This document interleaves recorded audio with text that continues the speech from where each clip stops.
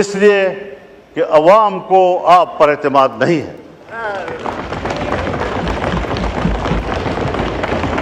اور یہ بات میں کسی ایک پارٹی کے لیے نہیں کہہ رہا ہوں. اگر میری حکومت ہو اور میں ٹیکس لگاؤں گا تو میرے ہوتے ہوئے بھی شاید لوگ اعتماد نہ کریں، اس لیے کہ لوگوں کو پتہ ہے کہ میرے ٹیکس وصول کر کے اس کو باہر کے قرض میں دیا جائے گا، IMF کے قرض میں دیا جائے گا، ورلڈ بینک کے قرض میں دیا جائے گا. جب میرا ٹیکس میرے فلاح و بہبود پہ خرچ نہیں ہوتا، مجھے کیا پڑی ہے کہ میں عالمی بینک کو بھرتا رہوں اور اپنے پیسوں سے محنت سے بھرتا رہوں. اور یہ آج کی ریت نہیں ہے جناب اسپیکر، یہ ہمیں ورثے میں ملی ہے.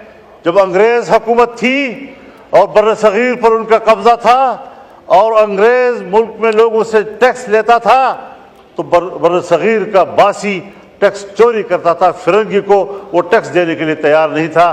اس کو پتہ تھا کہ یہ میری فلاح پہ خرچ نہیں ہوگا، یہ ان کے عیاشیوں پر، اور ہمارا مال برطانیہ جائے گا. میں خود برطانیہ میں ایک موقع پر یوم پاکستان تھا اور میں میئر کے آفس پہ گیا. پاکستانی کمیونٹی وہاں جمع تھی. مجھے کہا مولانا صاحب ان بلڈنگوں کو دیکھو، یہ ان کے نہیں ہیں، یہ ہمارے اپنے ہیں. ہمارا مال لا کر چوری کر کے انہوں نے یہ بلڈنگیں بنائی ہیں. یہ ہندوستان کی ہے، یہ بر صغیر کی ہے. اس کے باوجود ملکہ برطانیہ انڈیا آتی ہے اور پارلیمنٹ اس کو کہتا ہے تم 100 سال سے ہمارے اوپر حاکم رہے ہو، تم نے ہماری سرزمین پر قبضہ کیا تھا، پہلے اپولوجائز کرو، معافی مانگو، اس کے بعد آپ ایوان میں آ سکتی ہیں. اور اس نے معافی مانگی. لیکن جب پاکستان آئی اور پاکستان کے پارلیمنٹ میں آنے لگی تو ہمارے اسپیکر صاحب اور چیئرمین سینٹ نے کہا ہم پہلے بھی آپ کے وفادار تھے، ہم آج بھی آپ کے وفادار ہیں. اس نظریے کو لوگ ٹیکس دیں گے، اس کو آپ یقین نہیں رہے گے کہ آپ کی ریاست ہے، ٹیکس آپ کے فلاح و بہبود پہ خرچ ہوگا. جب میرا پیسہ میری فلاح و بہبود پہ خرچ نہیں ہوگا، مجھے کیا پڑی ہے کہ میں اس قسم کے ٹیکس، آپ کے ظالمانہ ٹیکس ادا کرتا رہوں گا. اور اگر ٹیکس ظالمانہ ہے اور آپ مجھے امن بھی نہیں دے پا رہے، اور جب میرا سب کچھ لٹ جاتا ہے پھر آپ کو جاگ آتی ہے.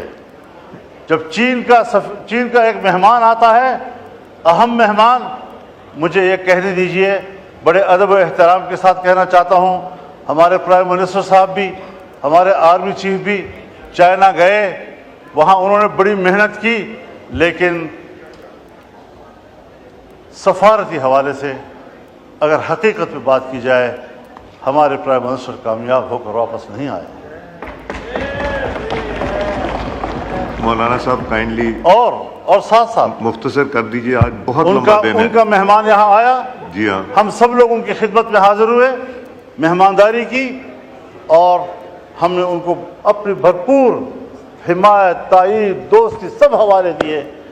انہوں نے بھی سب وہی حوالے دیے، لیکن ایک جملے میں اس نے ہمیں جواب دے دیا کہ پاکستان میں اب بھی سیاسی استحکام نہیں ہے، پاکستان کی سیکورٹی اب بھی ٹھیک نہیں. آپ بتائیں کہ کس بنیاد پر وہ انویسٹمنٹ کریں گے یہاں پاکستان میں؟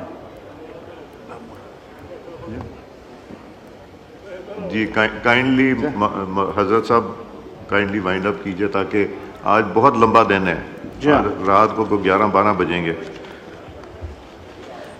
اب یہاں پر آپ نے عزم استحکام کوئی آپریشن کے نام سے کوئی کیا چیز کر دی ہے. میں نے کہا ہمیں تو 2010 سے مار کھا رہے ہیں انہی آپریشنوں کے ہاتھ سے. دہشت گردی کے خلاف جنگ، دہشت گردی کے خلاف جنگ. کیا دہشت گردی کے خلاف جنگ یہ بین الاقوامی ایجنڈا نہیں ہے؟ اس پہلو کو ہم کیوں نظر انداز کر رہے ہیں؟ باجوہ صاحب نے مجھے کہا، میں نے باڑ لگا دیا ہے، فخر سے کہتا تھا میں نے باڑ لگا دیا ہے، کسی کا باپ بھی نہ افغانستان جا سکتا.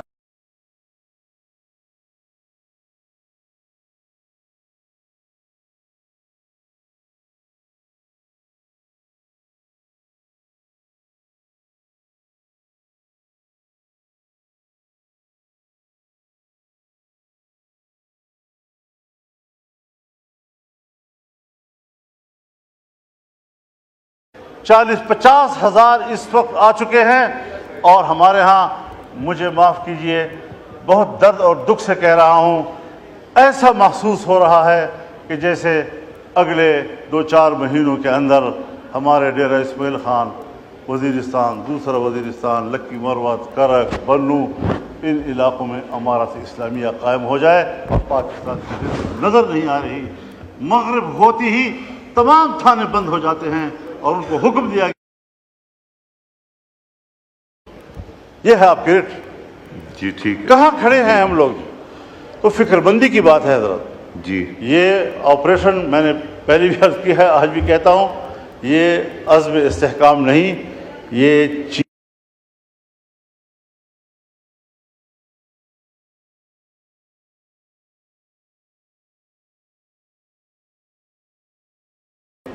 استحکام عزم نہیں ہے، یہ عدم استحکام کی طرف ہم جا رہے ہیں۔ ہمیں سوچنا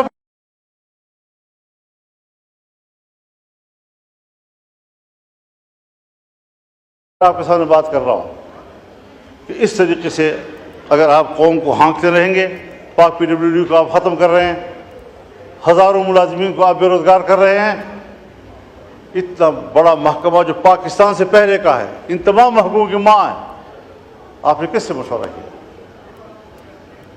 میں تو یہ دعویٰ بھی کرتا ہوں کہ یہ جو عزم استحکام پالیسی